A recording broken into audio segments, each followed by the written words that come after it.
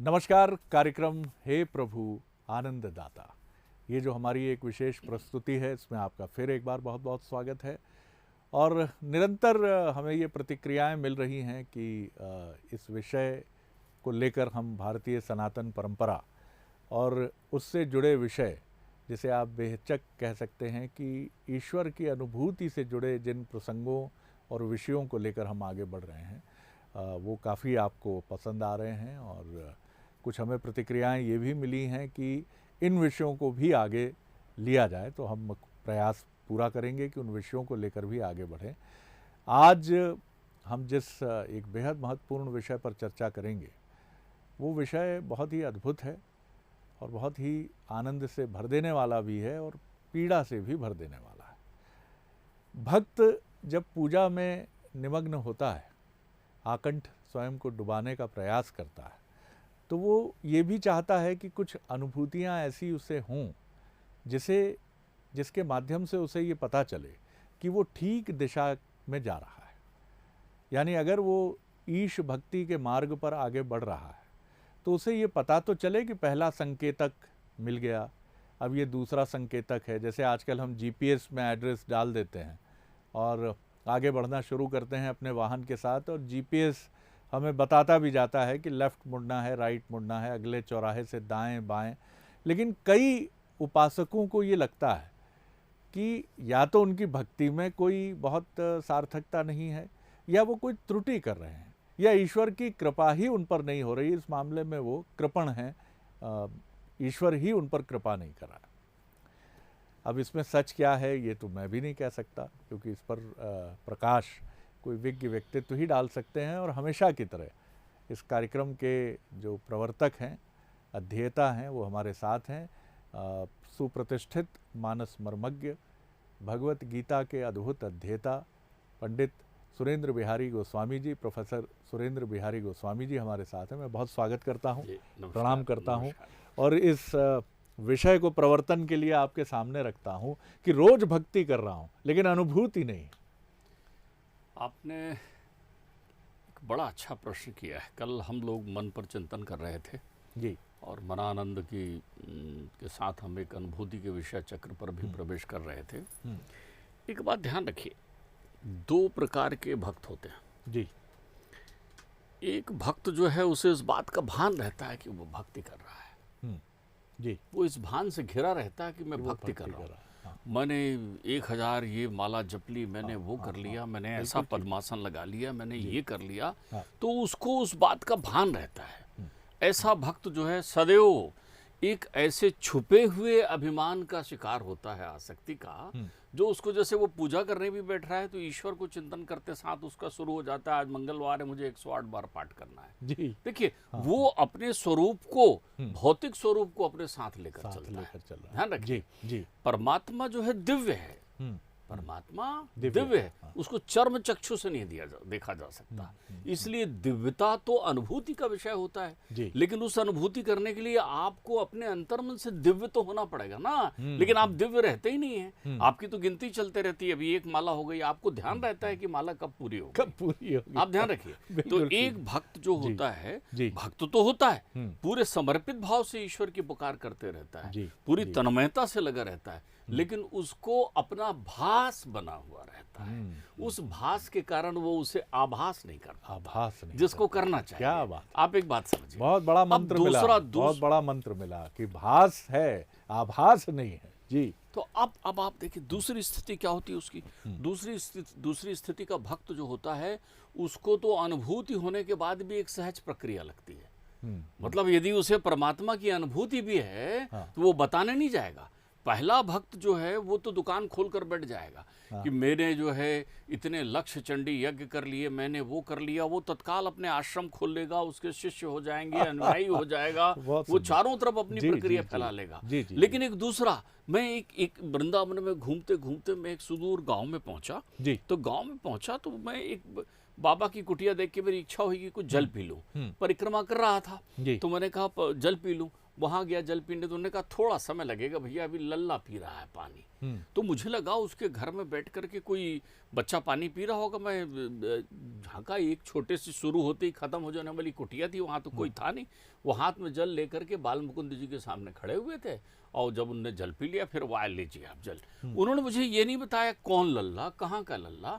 तो मैंने उनसे कहा महाराज लल्ला, अरे मेरा कन्हैया पानी मांग रहा था, इतनी देर से मैं दे नहीं पा रहा था, काम काज में था, पानी देकर फिर मैंने कहा आपको दे दूं। और उसने नमस्कार किया और अपनी झोपड़ी बंद की और फिर अपने काम में लग गया। वो उसको चूंकि मनानंद की अनुभूति उसके पास है, वो दिखावा नहीं करना चाह रहा है। तो हमारे साथ ये है कि माया ठगनी अपना एक ऐसा, हम बोलते हैं अब बाबूजी पूजा करने बैठ रहे हैं। पूजा करना बैठना भी आपके लिए एक तैयारी की विषय वस्तु है। आपकी दिनचर्या में एक अहम अंग है कि आज मेरे को पूजा करना है। आपका ड्राइवर भी जानता है कि आज फलाने दिन है तो साहब उस मंदिर जाएंगे या वहाँ ये होगा आज इनके घर में। जब हम कथा सुनने बैठते हैं सत्यनारायण की, तो 4 लोगों को बुला कर रखते हैं, बाहर वाले लोगों को, और हमारा ध्यान बाकायदा बना रहेगा। अरे आप बैठ गए कि नहीं, आप बैठिए, आप ये हम भागवत का प्रवचन करते हैं, मेरे प्रवचन आयोजित होते हैं कई, तो मैं देखता हूँ उसमें कि वो देखेंगे कि फलाने साहब आ गए, फलाने मंत्री जी आ गए, उठेंगे जाएंगे। आप कहाँ हैं? आप कहाँ हैं? आप जिस समय आप देखिए, जब खुद को खोएंगे तो खुदा मिल जाएगा। वाह वाह, तो आप समर्पित तो करिए अपने आप को। देखिए भास क्या होता है, भास ये दुनिया का बना हुआ है। अब आपको आभास दिखाते हैं। आभास की प्रक्रिया में क्या है, शबरी राम को जूठे बेर खिला रही है। यूं लीजिए, अब एक और लीजिए ना, ये मीठा है, ये लीजिए ना। सबरी के पास अपने शरीर और राम के शरीर के भेद का भास खत्म हो गया। वाह वाह वाह, परमात्मा तो तुम्हारे अंतर चित्त के अंतर्गत है ना। तो जब तुम्हारे हाँ। अंतर चित्त में है तो तुमको भक्ति के लिए आसन की भी आवश्यकता नहीं है। क्या बात, कल मानसी पूजा हम आपको बता रहे थे, आपने जिस क्षण जिस पल परमात्मा का चिंतन किया, एक आपको जो सबसे पहले अनुभूति होती है वो एक सिंहरन के रूप में होती है, एक भावुकता। आप दुनिया के लिए बहुत रोए, उसके लिए कभी रोए, पानी आता है, जल आता है, दुनिया के लिए इतना रोता है मनुष्य, लेकिन कभी परमात्मा के लिए रोए कि मुझे तुम्हारी याद आ रही परमात्मा आज। कभी उसको धन्यवाद देने की इच्छा हुई। देखिए पूजा का अर्थ पहले समझ लें, ईश्वर को धन्यवाद देना ही पूजा है बस। न कांक्षी विजयम कृष्णम न च राज्यम सुखाणीचो। आपकी आकांक्षा आई, आप में कोई भी भ्रम आया, आप में कोई भी भास आया, तो उसका आभास आपको नहीं हो पाएगा। तो हम क्या होता है कि हम एक, देखिए आप ये बहुत और दूसरे रूप में समझ लें कि जल में हम तैरना शुरू करते हैं। हमें तैरना आता है, हम पानी में तैरते हैं, बहुत अच्छा, बड़ा अच्छा तैराक है साहब। डूब वही जाता है जो तैरता है, क्योंकि उसकी सीमा है। एक सीमा के बाद वो थक जाएगा तो डूब जाएगा। अच्छे अच्छे तैराक भी डूब जाते हैं पानी में, लेकिन आपने कभी शव को डूबते हुए नहीं देखा होगा पानी में। शव जो है वो समर्पित मुद्रा में रहता है, उसके पास तो सांसें भी नहीं है। आप सांस वाले जब अपनी सांस भी भूल जाते हैं, तब उसकी आस आपके हृदय में उत्पन्न होती है। तो हम लोग तो ऐसी नाव चलाते हैं जिसको खूंटे में बांध के रखें। अब खूंटे में बंधी हुई नाव कहाँ चलेगी? आप खूंटा तोड़ दीजिए, आप रस्सी बंधन निकाल दीजिए, आप उसकी। को वासी बद्धो, आचार्य शंकर से किसी ने पूछा को वासी बद्धो, तो उन्होंने कहा विषयानुरागी। जो विषया शक्ति से बंधा हुआ है वही तो बंधन है, बाकी संसार का कोई बंधन नहीं है। संसार तो है ही नहीं ना। आपको बड़ा भ्रम है कि मेरे ना रहने के बाद क्या होगा। अब आप ना रह के देखो, दुनिया और अच्छी चलेगी। तो आप संसार में रहते हुए जब ना रहने की स्थिति, उस आसक्ति का बंधन खोल दें। मैं चूंकि कल अपन ने एक दृष्टांत कहा था, आज मैं पिताश्री का बताया हुआ एक दृष्टांत और उस भक्ति के लिए कहना चाहूंगा। एक छोटा दृष्टांत लेकिन सुंदर दृष्टांत, जो अक्सर मैं बहुत अपनी बातों में उस दृष्टांत का उपयोग करता हूँ। कि किसी गांव में 4 बेरोजगार युवक रहते थे। दिन भर बैठ के निठल्ले बातें करें, खेल कूद करें, पुराना जमाना था। उनमें से एक ने एक दिन चिंतन में कहा कि भाई कोई काम धंधा अपन क्यों नहीं करते, एक काम करते हैं, शहर चलते हैं, वहाँ काम मिल जाएगा। तो दूसरे ने कहा भैया फूटी कौड़ी नहीं है पास में, शहर जाओगे कैसे? अरे बोले इस नदी के उस पार, गंगा के उस पार तो शहर है, विशाल फैली हुई गंगा, और बोले उस पार शहर है। अरे तो बोले नाव वाला भी पैसा मांगेगा, गांठ के पैसे कहाँ देंगे? बोले कुछ नहीं करना है, अपने यहाँ तो नौका चलते रहती है, दिन वहाँ घाट पर ही पड़ी रहती है, रात में अपन सब जो है रात में निकलेंगे, कोई भी नाव उठा लेंगे, उधर जाके नाव छोड़ देंगे। तो वो लोग जो हैं, चारों मित्र जो हैं, मध्य रात्रि के बाद और संयोग से वो रात्रि अमावस्या की थी। ध्यान रखिए, जब भी ज्ञान नेत्र खुलता है ना तो रात्रि अमावस्या की ही होती है, अंधकार ही होता है। दृष्टांत में समझते चले, दृष्टांत में अमावस्या इसलिए कहा गया है कि माया की अमावस्या में पूर्णिमा का चंद्रमा तुम्हें देखना है। अमावस्या तो माया की है, जिसमें ज्ञान की, दिव्यता की, कृपा की पूर्णिमा निकलेगी, तो वो आपको उस अमावस्या में ही दिखेगी। तो अब आप देखें कि वो लोग तय करते हैं कि भाई हमको चलना है, तो रात में आ जाते हैं। हाथ को हाथ छूने का इशारा नहीं था। एक ने देखा ये नाव खड़ी है, सब उसमें उछल के बैठ गए, और एक ने चप्पू चलाना शुरू कर दिया। उनने कहा भाई 2-3-4 घंटा चलना है, कुछ चला ली है। 1-2 लोग सोते रहते हैं, बाकी चप्पू चलाते हैं एक एक करके। चप्पू चलाते रहे पूरी रात, एक के बाद एक। अब उनको उन्होंने कहा भी रोशनी नहीं दिख रही है, क्या है, आने वाला है, जाने वाला है, वो देखो वो दिख रहा है। टिमटिमाने लगे तारे, इधर उधर दिखने लगी रोशनी। अरे बोले ये तो अपन घाट के आसपास ही पहुंच गए हैं, सामने कोई आदमी दिख रहा है। अरे तो बोले पूछो, शहर आ गया होगा। उससे पूछा, उन्होंने कहा भैया पता नहीं तुम लोगों ने क्या नशा किया था, रात भर मेरी नाव में उछल कूद करते रहे। तो बोले मतलब? बोले यही के यही हो तुम तो रात भर से। तो बोले क्यों? बोले खूंटे में बंधी थी नाव, खूंटा निकालना बन गया। तो आप ईश्वर का चिंतन काम के रूप में मत करिए, ईश्वर का चिंतन राम के रूप में करिए, और राम ही आनंद है। तो हमारे साथ समस्या ये होती है कि हम पूजा कर रहे हैं, इसका भास जब तक हमारे चित्त में बना रहेगा, हम माला कर रहे हैं, इसका भास जब तक हमारे चित्त में बना रहेगा, तब तक उस यानी आत्मा का आभास नहीं होगा। और जब भी तुम्हें उसका आभास होगा, आभास तो न जाने कितने लोगों को होता है। कितनी गृहिणियां हैं जो पूजा करते समय अश्रुपात कर देती हैं, कन्हैया का श्रृंगार देख के, राधे रानी का श्रृंगार देख के उनके आंसू निकल जाते हैं। आज कितने कितने नजर न लग जाए करके ठिठौना भी करके आ जाती हैं। वो पूजा है। तो पूजा में आपकी जो विषया शक्ति है वो सबसे बड़ी बाधा है, और वो छुप कर आती है। कोई कहे कि नहीं साहब मैं तो पूजन करते समय बिल्कुल विषया शक्ति में नहीं रहता, मैं उसे इस बात का भी भान है कि मैं विषया शक्ति में नहीं हूँ, अर्थात वो ये चिंतन करते रहता है, देखो मैं पूजा कर रहा हूँ, मुझे न चुन्नू याद आ रहा है, न मुन्नू याद आ रहा है। वो बोलते भी जाता है सब नाम। मैं उस समय न पत्नी का ध्यान करता हूँ, न बच्चों का, केवल भगवान का ध्यान। तो तुम्हारी ये जो मयता है, यत्न जो सारे विफल हुए और हुई न नैया पार, और मैं के खूटे बंद रही तो जीवन की पतवार। क्या बात। तो तुम उस महता से छूट जाओ और भयता से भी छूट जाओ। जी जी। कई लोग ऐसे होते हैं, उनका नियम तो है पूजा का, लेकिन देरी हो गई। देखिए साहब, ठाकुर जी के पास बैठ गए ना, तो आप ही समझना जब आपकी उठने की इच्छा ना हो तब समझ लेना अब आपकी पूजा शुरू हुई। लेकिन अगर आप समय देखकर, घड़ी देखकर पूजा कर रहे हैं, कोई कहता है मैं प्रतिदिन 6:25 पर पूजा करने बैठ जाता हूँ, यंत्र है क्या? ठाकुर जी से अपॉइंटमेंट ले रखा है कि 6:25 पर ही मिलेंगे, क्यों मिलेंगे? जी जी जी। तो तुम्हारी ये सारी जितनी बले आप बिल्कुल सहज हो जाओ ना, वो परम पिता है भाई, उसको तुमसे किसी चीज की जरूरत नहीं है। पूजा में देखिए, ये आपका ध्यान लगाने के लिए संकल्प है। पंडित आपको संकल्पित करता है, गोत्र लीजिए, नाम लीजिए, स्थान बताइए, कौन से मनवंतर में है, कौन सी तिथि में है। ये सारे क्रम कर्मकांड के जो बने हैं, 16 खोटसो उपचार से जो पूजा बनी है, कि किसी उपचार में तो तेरा मन उसमें समाएगा। भाई माला भी जो बनी है, तुम्हें कहा गया कि आपको 3 टाइम माला करना है। अब आप समझ नहीं पाए संत की उस भाषा को।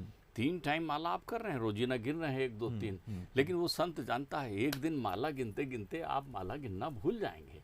जिस पल आप माला गिनना भूल जाएंगे, समाहित हो जाएंगे, उस पर आपकी पूजा पूरी हो जाएगी। कितनी सुंदर बात है, बहुत सुंदर बात है। और सबसे महत्वपूर्ण सूत्र इस चर्चा में जो आज हमको मिला है वो यही है कि क्या हम भास से निकलकर आभास की तरफ गए हैं, क्या व्यक्त से निकलकर अव्यक्त की तरफ गए हैं। कितनी सुंदर बात है। माला एक प्रतीक है, लेकिन हम तो माला में ही उलझ गए, इतने मन के कर लिए, इतने हजार हो गए, इतने लाखों में चले गए। मेरा पूजा विधान सबसे अभूतपूर्व है, मैं तो सुबह 4 बजे ठंडे जल से बीते 40 वर्षों से पूजा कर रहा हूँ। ये पूजा नहीं है, ये दरअसल एक रूढ़ ही है। माफ़ कीजिएगा, क्षमा कीजिएगा, लेकिन आपको ठेस लगे, लेकिन ठेस लगना भी कई बार बहुत ज़रूरी है। जिस तरह की ठेस रत्नावली के माध्यम से बाबा तुलसीदास को लगी थी कि इतना प्रेम अगर भगवान राम से करते जितना हाड़ मांस के शरीर से करते हो, तो ये वो तुलसीदास जो पत्नी के आसक्ति में मुर्दे पर बैठकर उफनती नदी को पार करते हैं, और सर्प को रस्सी समझकर चढ़ जाते हैं ऊपर, वो तुलसीदास रूपांतरित हो जाते हैं। ऐसा ही रूपांतरण पूजा में भी आभासित है। समय कम है प्रोफेसर गोस्वामी, मैं चाहूँगा कि ये जो यात्रा है इस पर छोटी सी टिप्पणी आपकी मिले कि भास से आभास, ये तो मैं समझ गया कि जब आपका मयत्व जो है वो विलीन होगा, लेकिन ये भी बिना ईश कृपा के और अपने को समर्पित किए बिना संभव नहीं है। कैसे संभव हो ये? देखिए मैं आपको बताऊं, मैं अभी आपने एक बड़ी अच्छी बात कही है, उस बात को लेकर ही मैं इसका उत्तर देना चाहूँगा। एक तो बात यह है कि जो लोग पूजा इस विधान से करते हैं, गिनते हैं 10 साल हो गया, 20 साल हो गया, अनवरत कर रहे हैं, वो उनका अभ्यास है। अभ्यास है उनका। हाँ, मैं इसे रूढ़िवादिता नहीं, अभ्यास से जोड़ देता हूं। ठीक है, उनका अभ्यास है। जैसे एक पहलवान कहता है कि मैं रोज इतने दंड लगाता हूँ, इतनी कसरत करता हूँ, तो वो उनका अभ्यास है। अभ्यास जीवन में करते रहिए, वो अभ्यास एक दिन अध्यास बन जाएगा। ध्यान रखिए, अभ्यास जो है अध्यास बन जाएगा। दूसरा उदाहरण आपने बहुत सुंदर दिया है, वही उत्तर है। देखो, तुलसी शव पर बैठकर जा रहे हैं रत्नावली के पास, तुलसी को थोड़ी मालूम कि ये शव है। तुलसी सांप को पकड़ कर जा रहे हैं रत्नावली के पास, तो उनको थोड़ी मालूम कि ये सांप है। बस इतना ही करना है। आप ध्यान रखिए, हमारे अंतर्चित्त में ये जो संसार, इतनी छोटी प्रक्रिया यदि होती, लोगों ने लाखों वर्ष तक तपस्या की, लोगों ने, और वो ध्रुव ने, उस बच्चे ने जो है वो केवल 5 महीने की तपस्या में हरि की गोद प्राप्त कर ली, क्योंकि उन्होंने बालपन से इस प्रक्रिया को लिया। उन्होंने एक सहजता से उन्होंने सौंप दिया अपने आप को। शेर आया, जंगल है, झाड़ी है, कुछ है, उन्होंने कहा भाई मुझे तो नारायण ही दिख रहे हैं, मन में बन रही है नारायण नारायण। उनको ये मालूम है, राजी है हम उसमें जिसमें तेरी रजा है, इसमें भी वाह वाह है, उसमें भी वाह वाह है। तो आपको तो अपने चिंतन में ये प्रक्रिया रखनी है।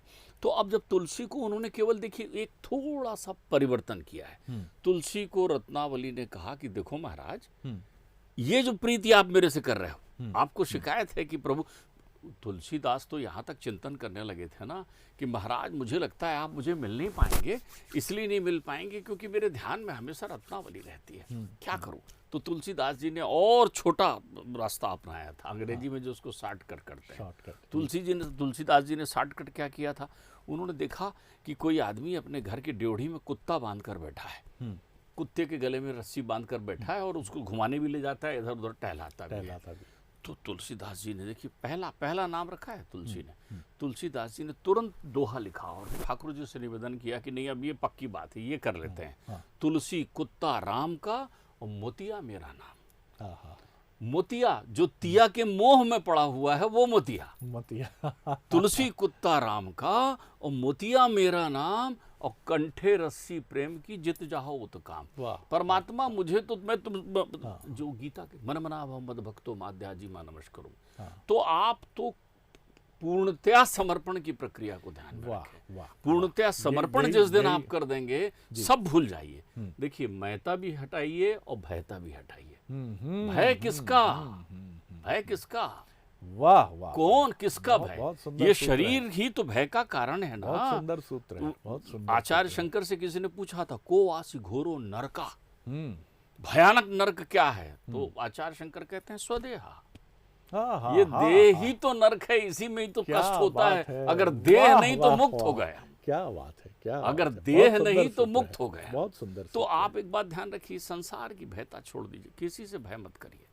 परमात्मा हमारा परम पिता है, वही है वही जो राम रुचि राखा। तो आप तो बिल्कुल उनके चिंतन में लग जाइए और सब कुछ छोड़ करके, बहुत बहुत अधिक नहीं, केवल अंतर्चित्त को शुद्ध करके जिसको भी ध्यान करते हैं उसको प्रणाम कहिए और कहिए कि मुझे तुम्हारी याद आती है। बस इतना पर्याप्त है। बहुत सुंदर सूत्र है और इसी सूत्र के साथ इस आज की चर्चा को मन तो नहीं कर रहा है, लेकिन विराम देना होगा।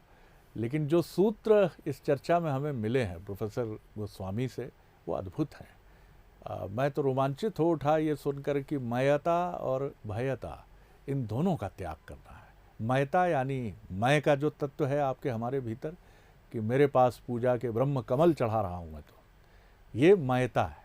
ईश्वर का कोई इससे लेना देना नहीं है। जो राम शबरी के जूठे बैर खाते हैं और ऐसे आह्लाद और ऐसे उत्साह से खाते हैं जैसे 56 व्यंजन रखे हैं उनके सामने, या मानस पूजा की जो बात हमने एक दिन पहले की है, कि आपके पूजा विधान का महत्व है, ऐसा नहीं है कि नहीं है, लेकिन अगर आप उसमें उलझ जाते हैं कि मैं कितना भव्य पूजा का विधान रच डालूं, तो शायद आप मयता में कहीं घिरते भी हैं और भयता की कुछ अनुभूति ही नहीं हो रही है, पता ही नहीं चल रहा है कि रास्ता ठीक है कि नहीं है। नहीं, रास्ता बिल्कुल ठीक है, लेकिन अनुभूति के लिए अपने विलीनीकरण की तरफ हमको बढ़ना होगा। और ये तब होगा जब, जैसा प्रोफेसर गोस्वामी ने हमें बताया, कि ये भान ही समाप्त हो जाए कि पूजा भी हो रही है, ऐसा लगे कि एक कनेक्ट है ईश्वर से, बस जुड़ गए तार, वो तो खड़े ही हैं साक्षात। अब जब वृंदावन की एक कुटीर में, जैसा उनका खुद प्रत्यक्ष अनुभव है, एक वृद्ध ये कह रहा है कि लल्ला को जल पिला रहा हूं, क्या आप और हम कभी इस अनुभूति से जुड़े? हम कभी शेयर करते हैं क्या? करना नहीं चाहिए, लेकिन आप क्या कभी अनुभूति के स्थल पर ईश्वर से जुड़े हैं कि मैं पानी पिलाकर आ रहा हूं भगवान शिव को, अभी थोड़ा 2 मिनट रुकिए? वो शायद आपसे हमारी तुलना में मयता और भयता के तत्व से अधिक मुक्त हैं, भले ही झोपड़ी के निवासी हों, लेकिन वो तो, मैं सोचता हूं कि वो तो प्रभु के अति प्रिय व्यक्तित्व हैं। बहरहाल इस पर जितना प्रभु की वाणी है, तो पूरे समुद्र की स्याही भी ले लें और आकाश रूपी कागज़ भी ले लें, तब भी ये लिखी नहीं जाएगी। लेकिन हम इस पर छोटी छोटी सी अपनी चर्चा, प्रभु को छोटी छोटी पुष्पांजलि अर्पित करते रहेंगे। फिर मिलेंगे आपसे इसी कार्यक्रम में जिसका नाम है हे प्रभु आनंददाता। फिलहाल अनुमति दीजिए, बहुत धन्यवाद, प्रणाम करता हूँ। अनुमति दीजिए, नमस्कार।